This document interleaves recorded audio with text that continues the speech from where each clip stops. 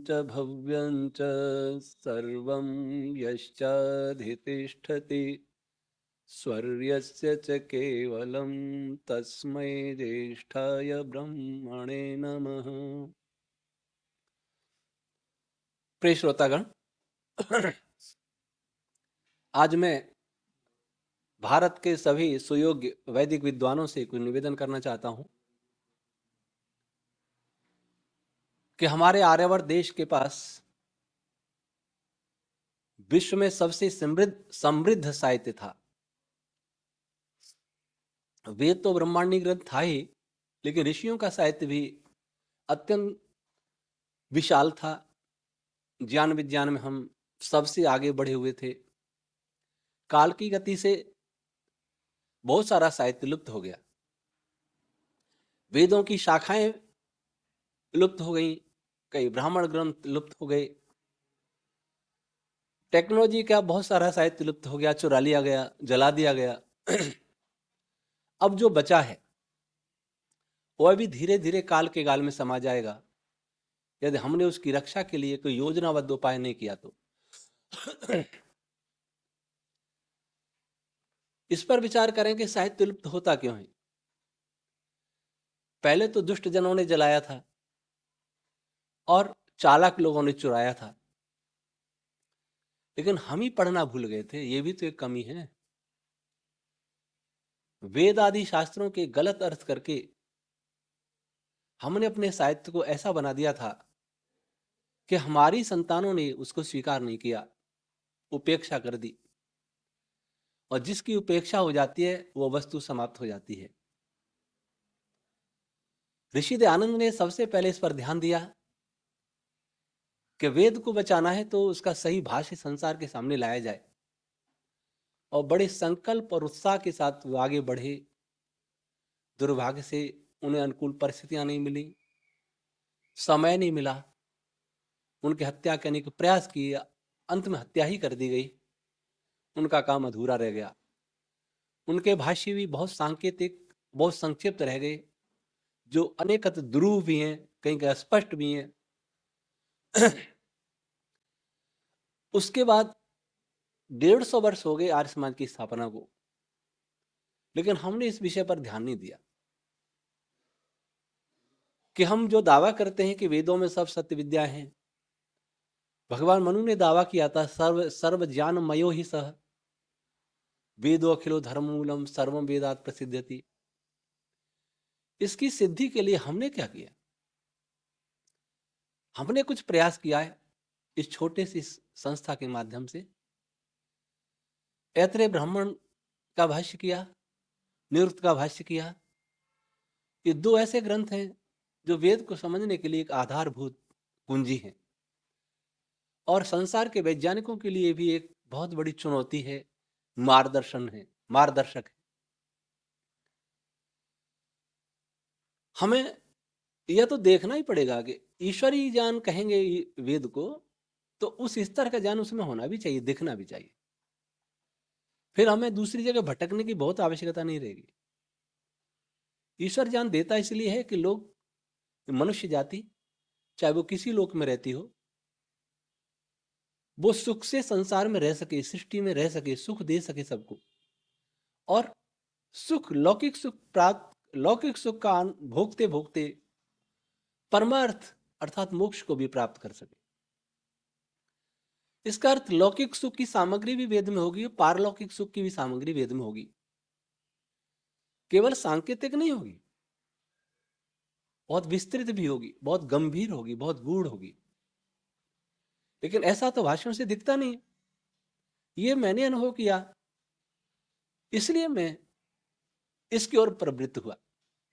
वेद विज्ञान आलोक ग्रंथ आया, वेदांत विज्ञान निरुक्त का भाष्य आया, पहली बार वैज्ञानिक भाष्य करने का प्रयास किया। प्राय कहा जाता है कि मैंने व्याकरण नहीं पढ़ा, गुरुमुख से नहीं पढ़ा, ये नहीं किया, वो नहीं किया।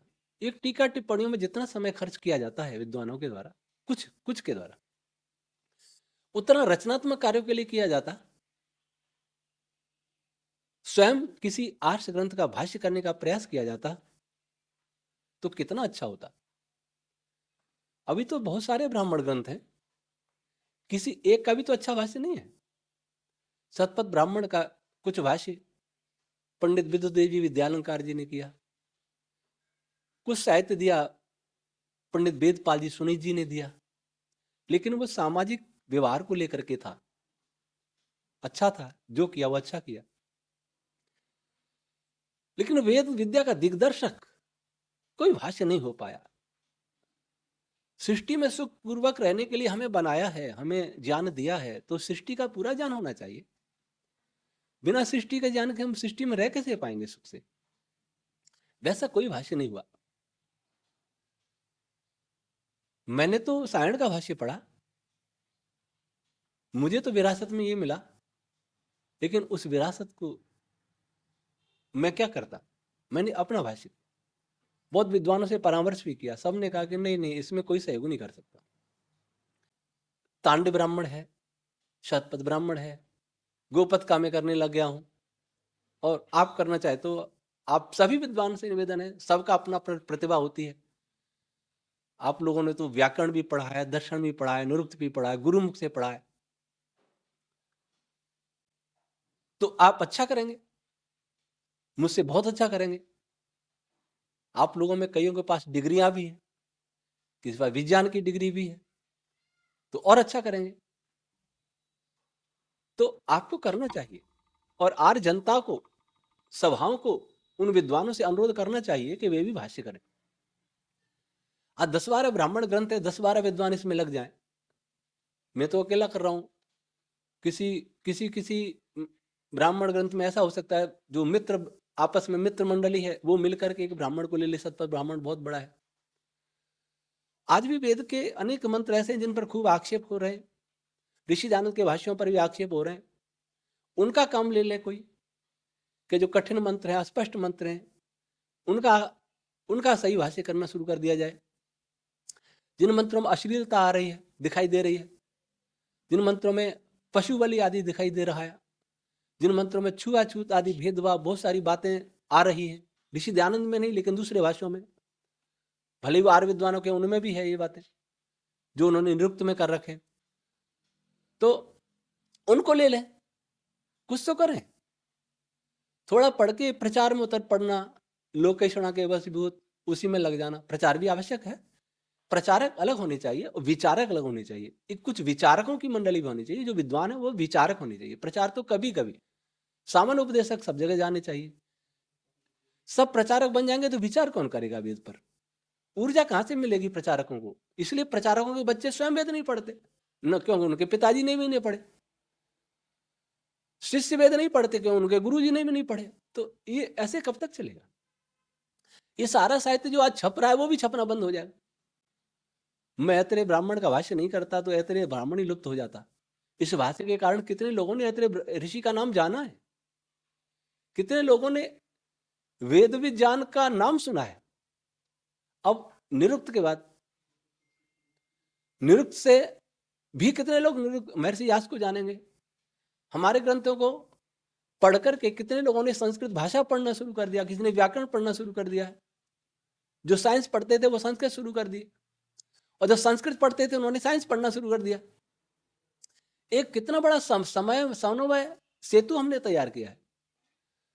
तो मैं सबसे अनुरोध करूंगा कि टीका टिप्पणी तो करने से कुछ मिलने वाला है नहीं। आप एक किसी ग्रंथ को ले लें, दूसरा दूसरा ले लें, तीसरा तीसरा, हम सब मिलकर आर्य समाज की 150वीं जयंती मना रहे हैं, ऋषि दयानंद की 200वीं जयंती मना रहे हैं। हम ऋषि दयानंद जो कहीं मुक्ति में होंगे या कहीं होंगे, उनको क्या उपहार दें, क्या भेंट दें? यही कि हम एक दूसरे पर टीका टिप्पणी करें, यही भेंट देना चाहते हैं। हम उनको भेंट दें, कोई उनके भाष्य पर, स्वयं ऋषि के भाष्य पर जो आक्षेप हो रहे हैं, उनके उत्तर में सशक्त पुस्तक लिखें, उत्तम कोटि की पुस्तक लिखें, एक एक मंत्र का भाष्य करें, और ऐसा भाष्य हो जो आधुनिक विज्ञान को भी टक्कर देने वाला हो, टक्कर नहीं, उसको मार्गदर्शन देने वाला हो। अगर हमारे भाष्य ऐसे रह गए जैसे आज हैं, तो हमें पश्चिम की गुलामी तो करनी पड़ेगी। कब तक करोगे गुलामी? हमारा देश किसी का गुलाम नहीं था, हमारा देश सबका गुरु था, सबका राजा था। कैसे हमने दीनहीन बना दिया अपने को, क्योंकि हमें वेद में कुछ दिखता ही नहीं, ऋषियों के ग्रंथ में कुछ दिखता नहीं। क्या सारे शास्त्र पढ़ने पढ़ाने के लिए खाली? विद्यालय में पढ़ लो, पढ़ा लो, फिर और विद्यालय खोल लो, फिर पढ़ा लो, प्रचार कराओ, और लोक व्यवहार में सब विदेशी पढ़े, मैं कोले की शिक्षा दें। ये कब तक चलेगा? देखते देखते हमारी पीढ़ी पाश्चात्य प्रभाव में बह रही है। विद्वानों के बच्चे विदेशों में पढ़ रहे हैं, और यहाँ बहुत बातें वेद की, शास्त्रों की, योग की, ध्यान की। तो ऐसे करने से बहुत ज्यादा चलता नहीं है, थोड़े दिन चलता है सब बातें। साहित्य स्थायी होता है, प्रचार अस्थायी होता है। जो प्रचारक की क्षमता वाले हो वो प्रचारक बने, जो विद्वान है, अच्छे विद्वान है, जो समझते हैं कि उन्होंने अच्छा शास्त्र को पढ़ लिया है, वो शास्त्रों का एक वैज्ञानिक स्वरूप दुनिया के सामने रखे। कुछ लोग भी सोच लेते हैं विज्ञान विषय अलग है, अध्यात्म विषय अलग है, तो कोई अध्यात्म काम कर रहा है। अध्यात्म वाला तो वैज्ञानिक होगा ही, बिना वैज्ञानिक होने अध्यात्म वेता हो ही नहीं सकता। सृष्टि को समझेगा तो अध्यात्म को समझेगा। अध्यात्म के नाम पर ये पलायनवादी नहीं बनाया संसार को, कायर नहीं बनाया संसार को। अध्यात्मवादी तो ऋषि दयानंद थे, जो सिंह गर्जना भी करते थे, समाधि भी लगाते थे, शास्त्रों को शोधन करते थे, शास्त्रों का। तो हम भी ऋषि दयानंद को श्रद्धांजलि अर्पित करते हुए उनको कुछ पुष्प भेंट कर, उनके सत्यार्थ प्रकाश में प्रश्न उठ रहे हैं, उसका ही उत्तर दें। उनके वेदभाष्य उपनिषदों पर भी प्रश्न उठ रहे हैं, रामायण पर भी उठ रहे हैं, महाभारत पर भी उठ रहे हैं। मनुस्मृति का उत्तर तो डॉक्टर सुरेंद्र कुमार जी ने दिया है, अच्छा है। ऐसे प्रयास अन्य ग्रंथों पर भी किए जाए, मैं भी कर रहा हूं, आप भी सब करें, और सब मिल करके करें। और नहीं मिलते कोई बात नहीं, अलग अलग ही करें।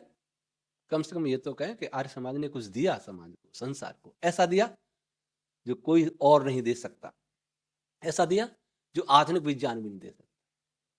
क्योंकि ईश्वर का ज्ञान तो इतना होगा जो आधुनिक विज्ञान के कोई विज्ञान, कभी का विज्ञान उसे छू नहीं सकता। वैसा दिखना चाहिए।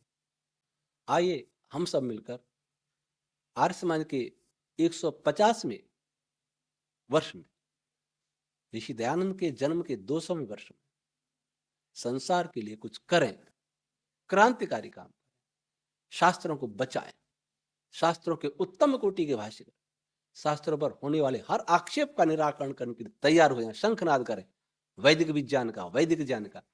आशा है आप सभी इस विषय में मेरा निवेदन स्वीकार करेंगे, सभी विद्वान लोग। और जो आर्यजन है वो जिन जिन विद्वानों को जानते हैं उनसे अनुरोध करेंगे कि आप भी किसी ब्राह्मण ग्रंथ को, किसी उपनिषद को, किसी को उसका भाष्य करिए, वेद का करिए। वेद के भाषा में बहुत त्रुटियां हैं, बहुत कठिन मंत्र हैं, उनका करिए।